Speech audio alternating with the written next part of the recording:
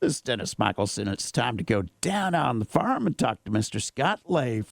We're here to talk about a product that has a little difference to its name. We've talked about the extract product line before, but Extract XC, a little different version of a product that we know works well. That it is, Dennis, and as you referenced, Extract we've had on the market since 2017. Had tremendous commercial success, and it provides great agronomic value. The new iteration, Extract XC, is simply a 2x concentration. So twice the active ingredient equates to half the use rate, which to your listeners that are engaged in the occupation of farming, that means half the product to handle. So we have heard this for several years from our farmer customers. Hey, we really like what Extract does, but it's a lot of tote space on my trailer when I go to spray. This allows us to cover twice the number of acres with the same amount of volume and deliver the same amount of value or yield benefit that our farmers have come to expect.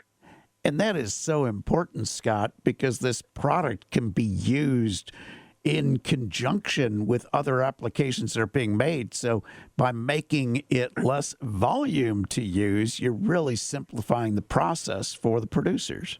That we are. And again, as you referenced, the ability to be tank mixed with liquid fertilizer, water, pre-plant herbicides is really an advantage. We're targeting that pre-plant or pre-emerge herbicide broadcast application. And really what we're trying to do is just make more nutrients available, mineralize, and release more nutrients bound in the soil profile. If I could use a football analogy, if the opening kickoff represents the start of planting season, we're starting our offense 20 yards farther down the field, closer to the goal line, as a result of what Extract will deliver, increasing the amount of phosphorus and potassium available to that crop.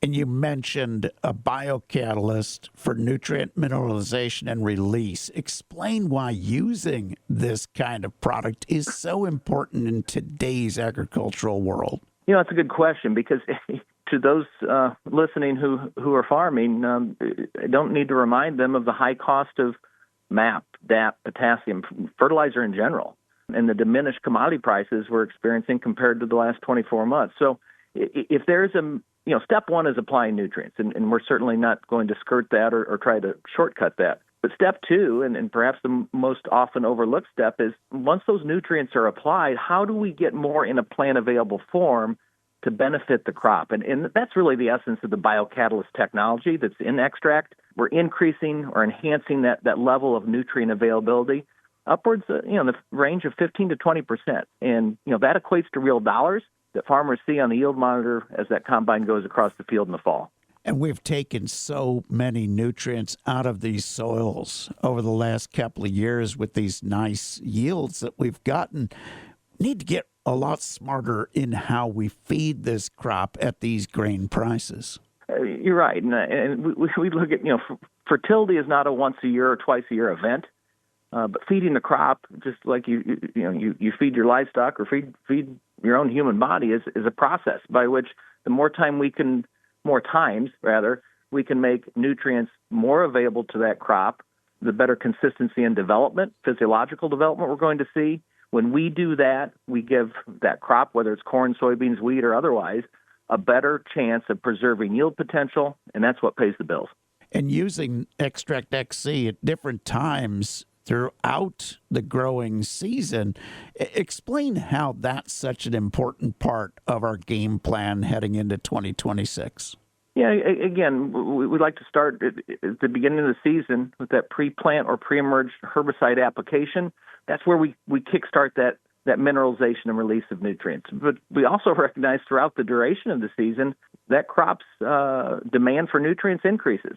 Particularly at corn through V10 through a couple weeks after pollination, that's peak nutrient demand. And soybeans, after bloom stage, 90% of the nutrients are consumed. So if there's an opportunity, perhaps in corn with a liquid side dress type application, there's a second time opportunity or application window in which we can apply Extract and, again, extend or enhance that nutrient availability, particularly phosphorus and potassium. I don't know about your listeners. I'd prefer to eat 3 meals a day versus one.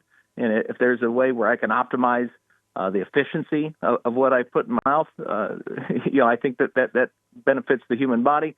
We're trying to do something similar with crops, and that's putting more nutrients in a plant-available form will increase the consistency, will increase in the end, the crop yield, and that's what we're trying to do.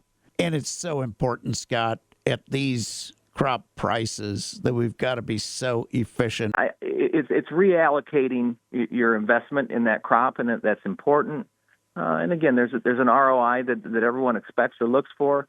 That's what we're really pleased with. It's an average of right at 10 bushels increase in corn. If we look at soybeans, it's about a 4.4 bushel positive impact. That's a very consistent, positive return on investment when Extract XC enters the equation. And that's the big key, Scott, because when you're faced with these lower grain prices, a great yield is no longer a luxury. It's a necessity, and that ROI is what it's all about. It is. And again, the yield monitor doesn't lie, but what any farm operation is trying to do is lower their cost per bushel. So again, you can either spend less, but you run the risk of decreasing your output, or you can spend less per bushel by increasing your productivity or yield with a modest investment for something like extract. And that's how greater efficiencies are gained over time.